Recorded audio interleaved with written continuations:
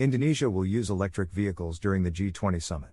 A senior minister stated that the Indonesian government will use electric vehicles as the main means of transportation for officials during the G20 presidency to reflect its commitment to climate change mitigation and adaptation. Indonesia will take concrete steps to address environmental and climate change issues. One of the actions that embody leading by example is that during the G20 presidency, officials will use electric vehicles. The Indonesian government has set a goal of reducing greenhouse gas emissions by 29% by 2030 compared to normal conditions and 41% with international support. The government is working with Hyundai Motor Indonesia, HMD, to provide Indonesian officials with electric vehicles during the G20 presidency. Hyundai Motor is still committed to providing 42 electric vehicles for the first Sherpa meeting of Indonesia's G20 presidency in 2022. In addition, Hyundai Motor also organized special training courses for potential electric vehicle drivers and set up 2 electric vehicle charging stations in Indonesia. Cooperation with Hyundai is a form of support from the private sector to ensure that Indonesia successfully assumes the presidency of the G20 through the use of environmentally friendly transportation. The first Sherpa meeting is part of the opening ceremony of the 2022 Indonesian G20 presidency.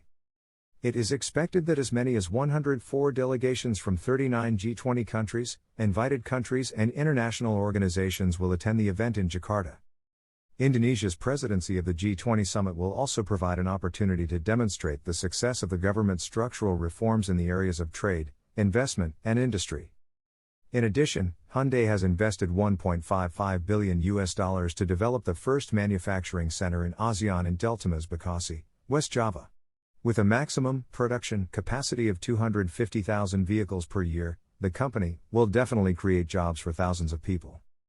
The Group of 20, G20, was established in 1999 as a meeting of finance ministers and central bank governors to expand discussions on policies conducive to solving the global economic and financial crisis. As an economic forum, the G20 consists of 19 countries, namely the United States, Argentina, Brazil, Australia, Canada, Mexico, Turkey, Indonesia, South Korea, Japan, China, Germany, the United Kingdom, India, Saudi Arabia, South Africa, Italy, a regional organization of France, Russia and the European Union. As well as the President of the International Monetary Fund, IMF, and the President of the World Bank, as well as the Chairman of the International Monetary and Financial Committee and the Chairman of the Development Committee attended the ex officio ministerial meeting with the Minister of Finance and the Governor of the Central Bank. The establishment of the G20 was inseparable from the disappointment of the international community at that time that the G7 could not find a solution to the global economic problems. The view that emerged at that time was that middle-income countries and countries with systemic economic influence must participate in negotiations in order to find solutions to global economic problems. When the G20 was founded, the reform of the global financial system was one of the keys to coping with the global economic crisis. With the improvement of the world economic situation, at the 2009 Pittsburgh G20 summit, the G20's goal became clearer, that is, to create strong, sustainable and balanced economic growth.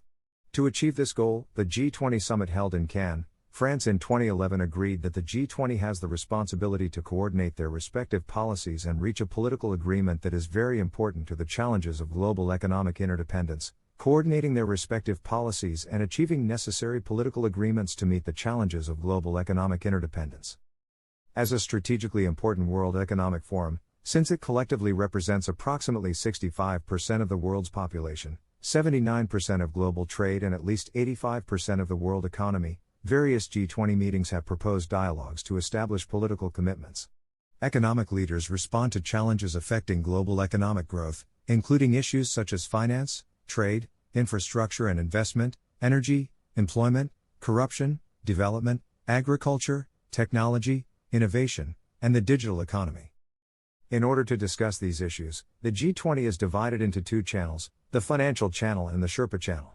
The Financial Channel, composed of finance ministers and central bank governors of all G20 members, deals exclusively with some agendas related to the financial sector. At the same time, Sherpa Track handles other agendas outside the financial sector and prepares various documents to be discussed at the summit.